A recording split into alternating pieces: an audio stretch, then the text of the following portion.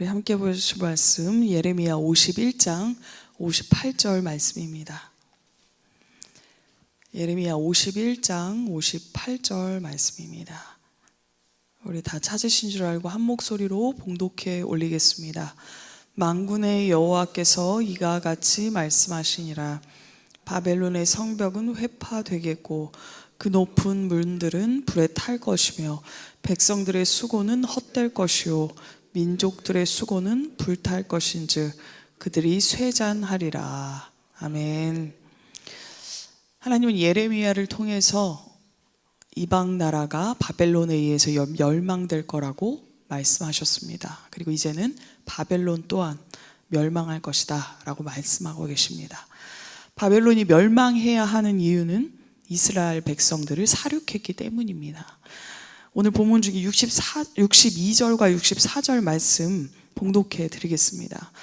말하기를 여호와여 주께서 이곳에 대하여 말씀하시기를 이 땅을 멸하여 사람이나 짐승이 거기에 살지 못하게 하고 영원한 폐허가 되리라 하셨나이다 하라 하니라. 말하기를 바벨론이 나의 재난 때문에 이같이 몰락하여 다시 일어서지 못하리니 그들이 피폐하리라. 남유다를 멸하시기 위해서 사용했던 도구가 바벨론인데 이제는 바벨론이 그분의 손에 의해서 파괴되고 있습니다. 이 예언은 이스라엘 백성들에게 소망이 되었겠죠. 주님께서 예레미야서를 통해서 우리에게 말씀하시고자 하는 것이 무엇일까요? 이제 주일이면 예레미야서가 끝나게 되죠. 이제 새로운 책을 맞이하게 되는데 지금까지 살펴본 예레미야서를 통해서 주님께서 우리에게 말씀하시고자 하는 바가 무엇일까? 하나님이 역사의 주관자시다라는 것입니다. 하나님은 북이스라엘과 남유다만이 아니라 온 세상의 창조주 되십니다. 그분이 이 세상을 새롭게 창조하시고자, 새롭게 하시고자 이 땅을 완성시키고자 이스라엘 백성을 아브라함을 통하여 불러주십니다. 그리고 그들은 이스라엘 백성을 통해서, 그들을 통해서 하나님 나라를 이루시기 위해서 이방 나라를 사용하여 심판하십니다. 그리고 이스라엘 백성을 다시 새롭게 하십니다. 이스라엘이 온전히 하나님의 새 언약 가운데 설 때, 새로운 통치 가운데 서게 될 때 이방 또한 대파국을 맞게 될 것입니다. 그렇다면 여러분, 주님께서 특별히 사랑하신 이스라엘의 심판 또한 구원의 은혜인 것입니다. 오늘 말씀을 준비하면서 하나님의 은총에 대해서 가만히 생각해 보았습니다. 아주 특별하게 하나님의 은총을 받는 삶이란 어떤 삶일까? 인생에 큰 질병 없이, 큰 문제 없이 세상을 아주 평탄하게 살다가 가는 것이 하나님의 은총이 아닐까? 그것만큼 큰 은총이 어디 있을까라는 생각을 해봤습니다. 그런데 대부분 하나님의 은총은 이렇게 오지 않죠. 우리의 삶을 뒤흔들어 놓습니다. 사랑하는 사람이 세상을 떠나던가, 애지중지 키운 자식이 속을 썩인다던가, 또 그렇게 사랑해서 결혼한 부부가 이별을 경험하던가, 또 질병이 우리의 삶을 뒤흔들 만큼 위기로 다가오던가, 또 무언가를 성취하기 위해서 이 한 몸을 다 바쳐서 온 힘 다해 열심히 살았는데 정작 얻게 된 그 성취가 내 삶에 아무것도 가져다 주지 못했을 때, 이 세상에 도전하면 도전할 때마다 번번이 실패할 때, 그럴 때 하나님의 은총이 임하지 않던가요? 그래야 하나님의 은총은 우리가 원하는 삶에 그것으로 주어지는 것이 아니라 우리가 정직하게 산다고 해서 그 정직이 내 삶을 보장해 주지 않는 것을 우리가 많이 경험하지 않았습니까? 착하게 산다고 해서 그 삶의 결국도 꼭 착하지 않죠. 그렇습니다. 진정한 하나님의 은총은 그런 것이 아닙니다. 그런 것이 우리의 삶의 근원도 아니고 우리의 오늘 평안도 아닙니다. 전혀 다른 하나님의 통치인 십자가와 부활 사건으로 드러난 새 생명의 심층, 지금 이 땅 가운데 은폐되고 가려진 방식으로 임하신 하나님의 나라, 하나님의 통치가 하나님의 은총입니다.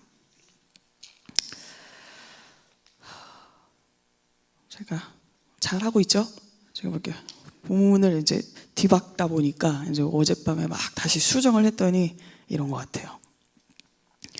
자, 그렇습니다. 하나님이 왕 되신 나라에서 이미 하나님이 예수 그리스도를 통해서 이 땅 가운데 하나님의 나라가 임했죠. 그렇기 때문에 그 나라의 왕은 누구시죠? 하나님이 우리의 왕 되시죠. 그 왕 되신 하나님의 나라에서 우리에게 어떠한 상황이 펼쳐질지라도 그분의 통치를 실질적으로 받아들이고 또 그분께 붙들려서 자신을 내어드리는 것이 진정으로 하나님의 은총 가운데 사는 삶입니다. 우리가 그렇게 한 걸음 한 걸음 주의 길을 걷다 보면 너는 내게 부르짖으라. 내가 내게 응답하겠고 내가 알지 못하는 크고 은밀한 일을 내게 보이리라 라고 말씀하셨던 예레미야 33장 3절의 말씀과 같이 하나님의 은총이 우리의 삶 속에 얼마나 세밀하게 들어오는지 깨닫게 됩니다. 하나님의 통치가 또 얼마나 분명한지, 하나님의 나라가 무엇인지, 하나님의 의가 무엇인지, 그것이 왜 나의 진짜 생명인지 우리가 깨닫게 됩니다. 우리가 그 사실에 눈을 뜨고 깨닫게 될 때 우리는 더 이상 세상의 그 어떠한 것에서도 매이지 않게 될 것입니다. 어떠한 위기가 우리 가운데 닥칠지라도 정확하게 주가 원하시는 삶을 살아낼 수 있습니다. 그리고 우리를 부르신 하나님의 부르심 앞에 온전히 응답할 수밖에 없게 됩니다. 그 길을 가지 않으려고 해도 가지 않으려고 하면 할수록 더 가지 않을 수 없는 하나님의 통치로 나아가게 될 것입니다. 이것이 사도들이 걸어갔던 길이고 오늘 2000년 기독교 역사 가운데 수많은 믿음의 선배들이 걸어갔던 길입니다. 사랑하는 성도 여러분, 우리의 역사는 오로지 그분 손에 달렸습니다. 오늘 하루 우리 그렇게 믿음의 한 발을 내딛읍시다. 우리 다 같이 기도하겠습니다. 늘 이 땅 가운데 하나님의 구원의 계획을 말씀으로 계시하시고 그 말씀을 믿는 자에게 언제나 확고한 응답으로 들려주시는 하나님 아버지, 오늘 이 새벽 예레미야를 통해서 역사 가운데 스며있는 저희를 향한 구원의 감사를 드립니다. 말씀을 받았으니 이제 받은 자답게 우리가 어떠한 상황에 내던져질지라도 예수 그리스도를 통한 약속의 말씀이 더욱더 분명하게 믿어지게 하시고 하나님이 원하는 응답을 기다리는 자들 다 되도록 저의 삶을 인도하여 주시옵소서. 예수님 이름으로 기도합니다. 아멘. 하늘에 계신 우리 아버지여, 이름이 거룩히 여김을 받으시오며 나라가 임하시오며 뜻이 하늘에서 이루어진 것 같이 땅에서도 이루어지이다.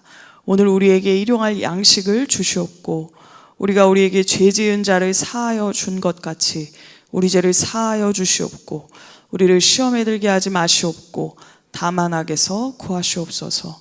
나라와 권세와 영광이 아버지께 영원히 있사옵나이다.